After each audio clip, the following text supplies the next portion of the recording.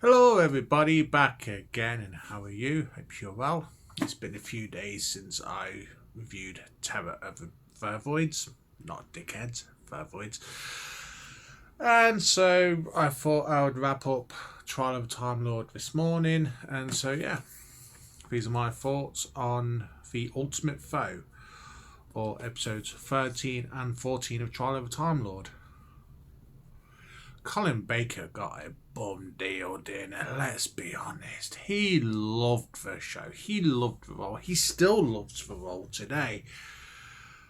But Trial itself wasn't very successful. But I shall talk about that soon. Basically, The Ultimate Foe was a third story produced. It is definitely the one that Eric Saywood had walked out on because Robert Holmes was due to script us. He passed away.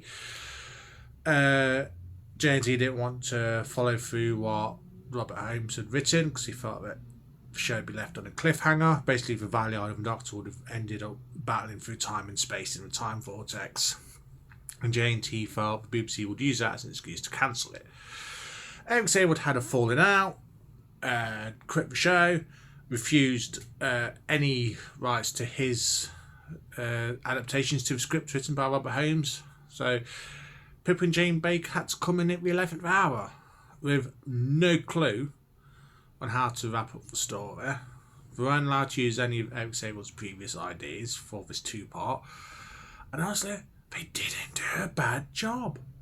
They get a lot of flack. And I feel sorry for them. Because The Ultimate Foe is a pretty decent two-part story. It's very creepy in places. It mostly takes place in The Matrix, in the Valiard's domain. Basically, it's now known that the Valiard plot twist is a future version of the Doctor.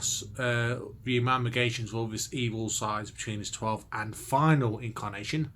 The exact wording is 12th and final. Not 12th and 13th, 12th and final. Yeah.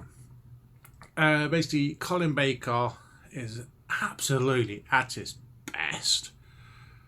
He is full of superiority and righteousness, and I love him in this story. He is great. He's determined to stop the Valiard, even though knowing that he's destined to become the Valiard in the future. And it's a cracking good story. Sablon Glitz is back in it for this one. So is the Master for some reason. Yeah, Anthony Ainley. He's one that reveals that basically the Valiard is a future version of the Doctor, and a quite a good twist, quite a good scene. And then it's like he rescues the Doctor, and then he hypnotizes him and tries to kill the Valiard, and then tries to take over. Basically, the Master's just flimming and flamming and flopping and flipping throughout 2 episodes. Anthony Ainley, he puts in, for me, his worst performances for Master. I don't know whether he felt like he was contractually obligated to appear in this one, or whether it's like an 11th hour appearance. He didn't have much time to prepare. I don't know. I don't know. But and even his resolution, it's more or less a copy of Mark of Varan. Basically, he's stuck to a TARDIS walls because of a limb atrophy or something, and then gone. Him and Glitz go off somewhere. But yeah, it's revealed that Peri didn't die. She's actually living with King Yrcanos, unfortunately, because I feel like her ending in Mind Warp is phenomenal, and it's undone here. Apparently, that was last minute rewrite because JNT wasn't happy with it. He thought it was too dark. Oh well. But yeah, basically JNT did a post-mortem show. The BBC did a post-mortem show of the series because it didn't go down too well. It wasn't very popular, critically or commercially, Trial of the Time Lord. There's a now infamous clip of Chris Chibnall giving Pip and Jane Baker and JNT a hard time, along with other members of Doctor Who Appreciation Society. I mean, they were bastards at this point in time. Felt like it was their show and nobody else's, and only their opinions mattered. Yeah. So JNT left. he'd walked. He'd done enough. He felt the show was back. Colin Baker thought he'd be back for season 24, and yeah, the BBC told John Nathan Turner that his last act as producer and showrunner would be to sack Colin Baker. The BBC wanted to bring it back for season 24, but felt it needed a fresh face to go forward. I felt Colin Baker was a poor doctor, so they sacked him. And that stayed for decades, that opinion. Even now, Colin Baker routinely finishes bottom of people's favourite doctors lists. He doesn't deserve it. For me personally, that's David Tennant, but that's neither here nor there. I'll talk about that when I get to his era. Colin Baker loved this show, and he'd have been justified in telling everyone to go get fucked and never come back to a show.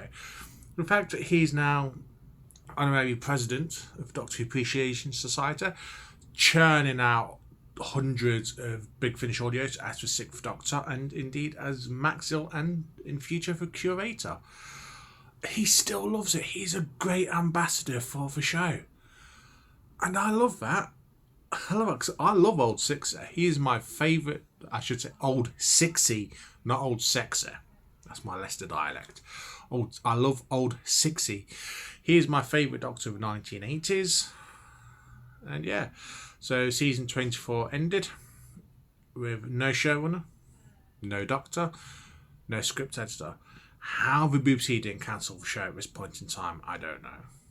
The fact we didn't is a blessing. But yeah, basically, season 23 ended. Season 24, John David Turner I think he was on holiday or was about to go on holiday. Got a phone call from the head of the BBC, basically saying that nobody else wants the job of producer. JNT has to come back or the show is going to be cancelled. So, yeah. What's going to happen? Will he come back? Will the show be cancelled? Who will be the new Doctor? Who knows? But I shall talk about that near the time. I've got a couple of videos, or at least one video coming up that I want to talk about season 24, but that'll be near the time. Basically, I've got a load of Sixth Doctor audios that I want to listen to, set between Trial and Time and Rana, including his regeneration story, which is basically there. Big Finish audio. But yeah, that's the video I'm going to talk about in the future.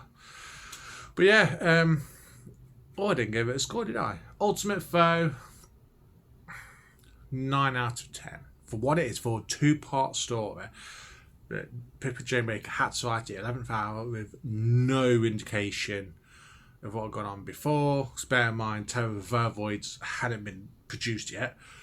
We weren't allowed to use any of Eric Sable's, Robert Holmes' ideas.